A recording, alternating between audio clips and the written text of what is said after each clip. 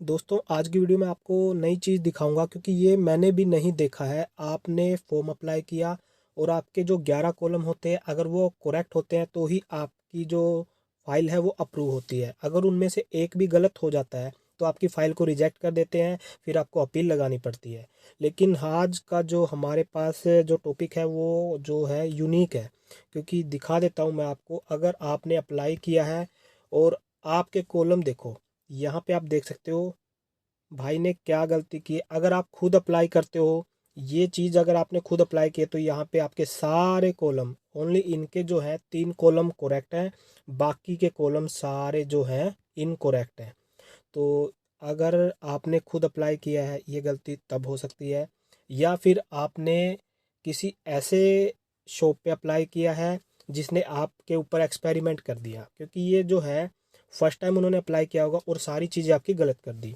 तो आप यहाँ पे देख सकते हैं इनके कॉलम जो है upload Aadhaar card certificate is viewable and okay, तो ये भी इनकरेक्ट है, यहाँ पे आप चेक कर सकते हो। इसके बाद जो upload matric date of birth certificate is viewable, तो इनका क्या है, इनके जितने भी सर्टिफिकेट अपलोड इन्होंने किए हैं या शॉप से करवाए हैं या खुद किए हैं, तो एक भी जो सर्टिफिकेट है व्यूएबल नहीं है, मतलब देखने योग्य नहीं है। और वो क्या है, ब्लर है। अगर आपका सर्टिफिकेट ब्लर है, आपकी इंफॉर्मेशन ब्लर है, तो आपकी जो ये कॉलम है वो इनकरेक्ट हो जाता है। और इनकम सर्टिफिकेट, एनुअल इनकम, इनके सारे जो कॉलम है वो गलत है। अब यहाँ पे आप देख सकते हो। तो भाई जो है इनके पास ये भी चांस नहीं है। आपको मैं बता देता हूँ, सक्षम योजना में अगर आप आना चाहते हो तो आप इस चीज़ का ध्यान रखें। आप अप्लाई करने से पहले शॉप वाले से पूछें उन्होंने पहले अप्लाई किया है या नहीं किया है, और ख़ुद अप्लाई ना करें। अगर आप ये सोचते हो कि मैं अपने आप अपने कंप्यूटर से जो है अप्लाई कर सकता हूँ और मेरी फ़ाइल अप्रूव हो जाएगी, तो आप अगर ऐसी गलती कर देते हो फिर आपको जो है अपील का ऑप्शन आता है, और इनके पास क्या है, अपील का ऑप्शन भी नहीं है। यहाँ पे आप देख सकते हैं not allowed to file first appeal, और 30 डेज लैप्स्ड टू फाइल, तो इनकी फ़ाइल जो है लैप्स में चली गई है। अब इनके पास जो है appeal from date of rejection, इनकी जो रिजेक्शन डेट थी, आपके पास क्या होता है 30 दिन का टाइम होता है।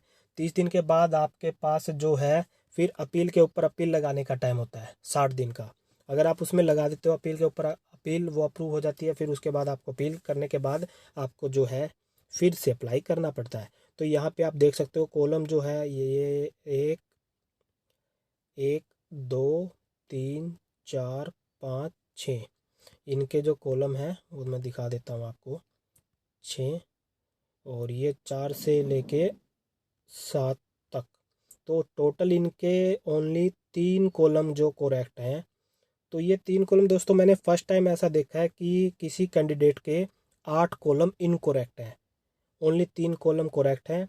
और ये जो है upload photograph is viewable and okay, ये सही है। एप्लीकेंट डिटेल इज ओके, ये ठीक है। और उसके बाद आपका क्या कहने का मतलब ये है, अगर आपका इनमें से एक भी कॉलम इनकरेक्ट हो जाता है तो आपकी फ़ाइल रिजेक्ट होती है। अब इससे कोई मतलब नहीं है आपके 8 इनकरेक्ट हैं, लेकिन ये चीज़ यूनिक है।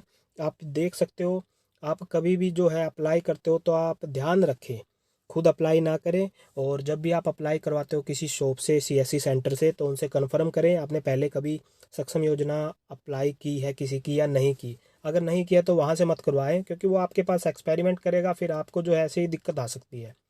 तो ये वीडियो आपके लिए स्पेशल थी, इसलिए मैंने जो है ज़रूरी समझा इसको बनाना। तो आप इस वीडियो को ज़्यादा से ज़्यादा शेयर करें। चैनल पर अगर आप पहली बार विजिट करें तो चैनल को सब्सक्राइब करें। हम मिलेंगे आपको अगली वीडियो में, तब तक के लिए जय हिंद, जय भारत।